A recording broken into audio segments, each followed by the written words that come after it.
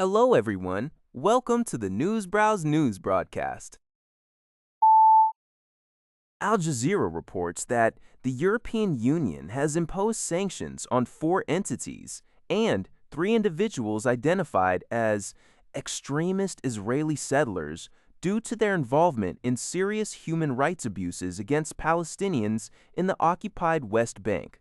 These violations include infringements on the rights to physical and mental integrity, privacy, family life, freedom of religion, and education. Among those sanctioned are the Nechala settlement movement and its director, Daniela Weiss, accused of facilitating forced displacement, and the Israeli NGO Regavim and its director, Meir Deutsch, for lobbying to demolish Palestinian property. The Hashomer Yosh NGO and its president, Avichai Suissa, were sanctioned for supporting violent outposts and recruiting armed individuals for attacks. The Amana Cooperative Association was also targeted for its role in establishing violent outposts. These measures, part of the EU's global human rights sanctions regime, were previously delayed but proceeded after a change in Hungary's leadership. Israel has condemned the sanctions, asserting the right to settle in the West Bank despite its status under international law. Over 1,000 Palestinians have been killed in the territory since the start of Israel's war on Gaza, according to the UN.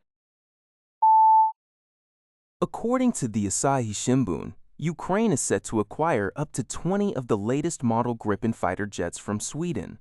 This deal, announced by both governments on May 28th, will be financed by a 2.5 billion euro, approximately 460 billion yen, loan from the European Union to Ukraine.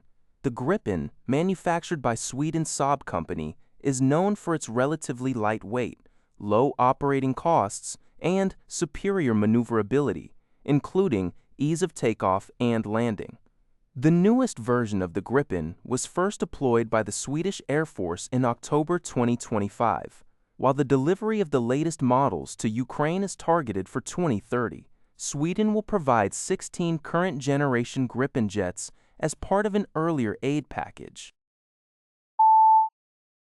Al Jazeera reports that 3 individuals were wounded in a stabbing incident at a train station in Winterthur, Switzerland, which authorities have promptly labeled an act of terror. The attack occurred on Thursday morning, leading to the swift arrest of a 31-year-old Swiss-Turkish dual national who resides in Winterthur. This suspect had previously drawn attention from authorities in 2015 for distributing propaganda for the ISIL group. Remarkably, just the day before the attack, he had been discharged from a psychiatric facility after a doctor determined he was not dangerous, despite making confused comments during an emergency call. The 3 victims, all Swiss men aged 28, 43, and 52, sustained injuries. 2 were soon to be released, while the oldest remained hospitalized after thigh surgery. Investigators believe the man acted alone. Swiss President Guy Parmelin expressed his shock, and Switzerland's Islamic Central Council strongly condemned the cowardly and barbaric act, asserting that ISIL is not an Islamic movement but a perverse terrorist sect.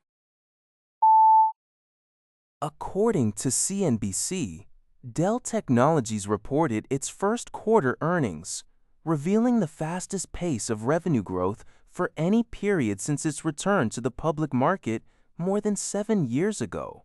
Following the announcement, Dell's shares climbed as much as 29% in extended trading on Thursday. The company's revenue surged nearly 88% from a year earlier to $43.84 billion, significantly surpassing analyst estimates of $35.43 billion. Adjusted earnings per share reached 4.86 des Brandbill $1 billion.